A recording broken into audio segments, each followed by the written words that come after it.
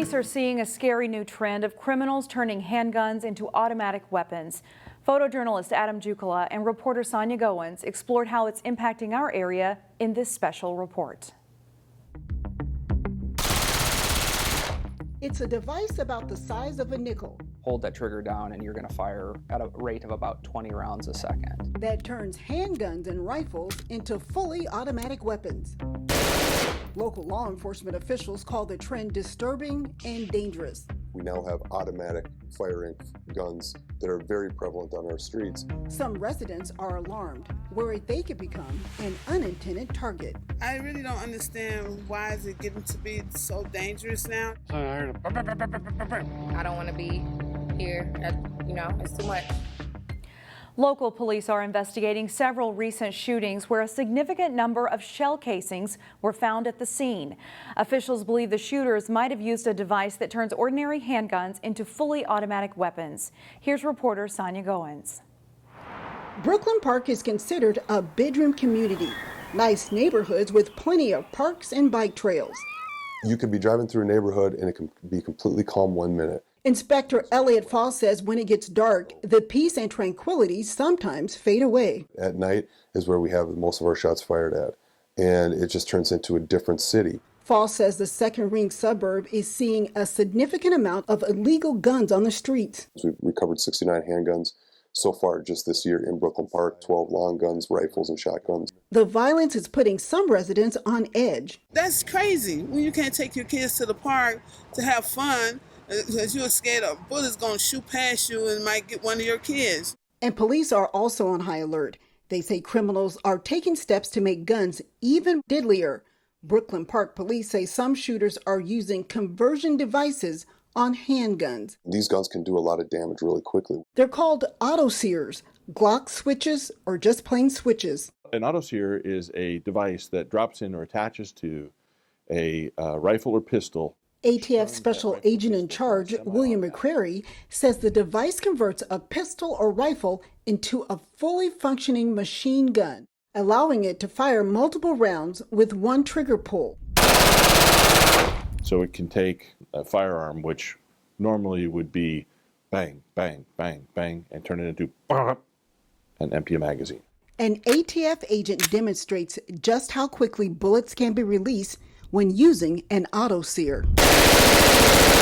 So they can press and pull the trigger, hold that trigger down, and you're going to fire at a rate of about 20 rounds a second. Corey Shelton is an ATF group supervisor whose area includes the Northwest Metro. The trend is definitely increasing. It's becoming more common, and even in the last year, I think the curve is in the exponential. It's very, very common. Experts say these types of guns are hard to control, making them dangerous for both intended targets and innocent bystanders. A lot of times when we see people firing these guns, they're firing them indiscriminately. Handguns or rifles modified with a switch are easy to get on the black market, costing around $100 to $200. Police say some people are also using 3D printers to make the devices. A large percentage of what we're seeing are coming from overseas, Eastern Europe and China, but you can 3D print it. Auto-sears are legal to own. You just need a federal firearms license, and you have to register it with the ATF. However, local law enforcement officials say many of these devices are ending up in the hands of people who shouldn't have them. It's weekly we're recovering these, and the local police departments are recovering them. We're seeing more of them. This year, local police departments have discovered more of the devices than ever before. Brooklyn Center, Brooklyn Park, Osseo, Robbinsdale, and Crystal have all recovered guns with auto-sears. We're starting to see them. I know of one or two last year, and this year, 2022, year to date, we've already got 3 of them. Commander Garrett Fleslin says police acknowledge a firearm with an automatic conversion device could have possibly been involved in a shooting at the Sounder House Apartments in July, where more than 100 spent casings were found in the parking lot. We haven't recovered all the firearms that were associated with that incident yet. Meanwhile, Osseo police recovered 8 firearms during a disturbance recently at a park. 3 of the weapons had auto-sears attached. It was really pretty scary. I couldn't do anything but watch. And in Brooklyn Park, at least 3 firearms have been recovered with auto-sears so far this year. But officials think that number could be actually higher because the devices are hard to document. When one person has one, the next person feels like they need to have the same thing to compete. And when you're talking street gangs, there's an arms race going on our streets. In July, Brooklyn Park police were called to Walmart for a shoplifter. The person had a warrant for his arrest. Police then found a fully automatic Glock in his waistband. And firing a gun wasn't bad enough in a Walmart. Think of that gun being capable of firing 17 rounds in a matter of 3 to 5 seconds. There are several things being done to stop people from using conversion devices. The ATF is bringing in additional agents and teaming up with local, state, and federal law enforcement agencies to locate shooters and get the devices off the street. They're out almost every night looking for the folks that we've identified as shooters. So we're actually quite happy when we catch them and they have a gun and that it has a switch on it, because that helps us build our case. Even with the extra efforts, law enforcement agencies agree. Peaceful nighttime streets won't happen overnight. It's going to be a slow process. It took us a while to get here. It's going to take us a while to get out, but I have full faith that we are on the way out.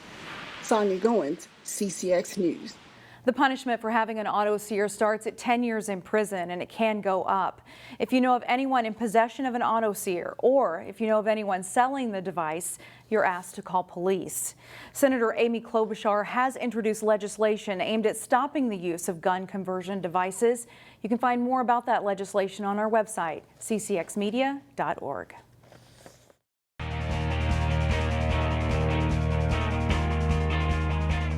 We are just days away now from the season openers in high school football. Here's a preview of the Wayzata Trojans.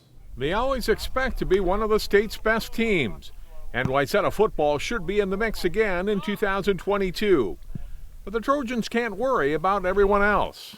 We don't really talk about what other teams are doing, where we rank about other teams. We just come out here and worry about ourselves, because Coach always talks about we got to control the controllables, control what we can control. We can't control what, Maple Grove, Eden Prairie, what they're doing, but we control what we're doing. Wayzata is coming off an 8-3 season and returned 7 starters on defense, but just 3 on offense. Among the key returning players are linebackers Chase Ullum and Noah Richlick, defensive backs Andrew Westermeyer, Alex Hart, and Zach Boutwell.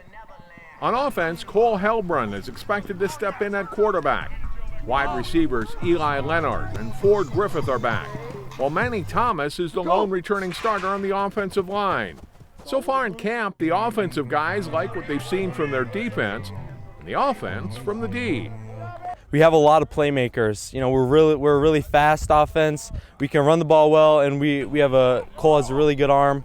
We have a few really good receivers who can get open. Yeah, we have a lot of talent on the defensive side and a lot of returning starters from last year, and it's kind of just like a spark plug when they can make a really big play and kind of get the offense going as well, so that's really, really nice to have.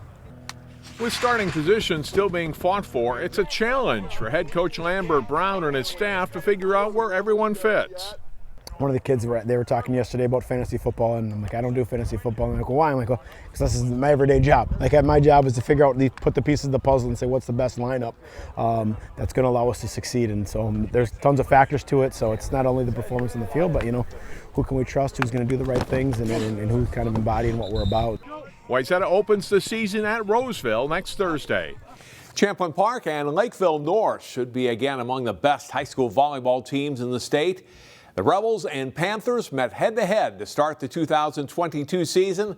Jason Melillo has the highlights. Champlin Park and Lakeville North serving up the start of the prep volleyball season with a great battle. Game 1, Panthers on top, but Reese Axness back set for Carly Gilk for a Rebels kill. Then it's Axness for Gilk again, and the kill cuts the North lead at 23-21. But the Panthers take the set 25-23 on the kill by Sydney Carlson. Ava Balshek sets for Brooks Weber, and the kill puts North up 20-11 in set 2. Later, Carlson's block gets the Panthers set point on the way to a 25-19 win, and they're smelling sweep. There's no quit in the Rebels, though. Gilk gets up for the block and point in set 3. Then Marley Hansen hammers the kill for a 23-19 CP lead.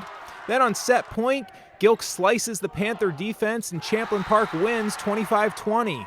Set 4, sophomore Catherine Adler with a big kill for CP. Then Lily Reese hammers one down. Rebels up 21-13. North goes on a run though. Carlson's kill cuts the lead to 23-20. But Hanson wins a battle at the net on game point, and Champlin Park forces a decisive 5th set. Hanson's kill rips through the Panther defense for a Rebel point in set 5. Then Gilk hammers a kill down the line. Rebels would go up 14-13. And on match point, Gilk's shot is misplayed and gets down as Champlin Park earns a hard-fought 5-set victory. Jason Malillo, CCX Sports. Thanks, Jason. And a reminder that our CCX Hall of Fame show airs next weekend as we induct 4 new members into the CCX Sports Hall of Fame. Watch for that 30-minute special airing periodically throughout Labor Day weekend here on CCX1. That's all for sports. I'm John Jacobson. Find more prep sports games and highlights at ccxmedia.org and follow us on social media.